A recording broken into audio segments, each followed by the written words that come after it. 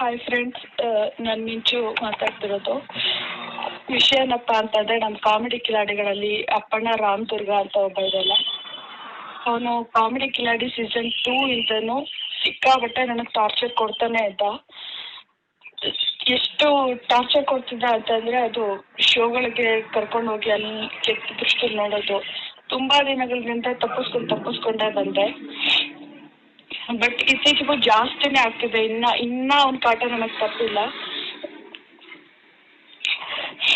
ದಿನ ಅವ್ನ ಕಾಟ ಜಾಸ್ತಿನೇ ಆಗ್ತಿದೆ. ಶೋಕ್ ಬಾ ಅಂತ ತುಂಬಾ ಟಾರ್ಚರ್ ಕೊಡ್ತಾನೆ.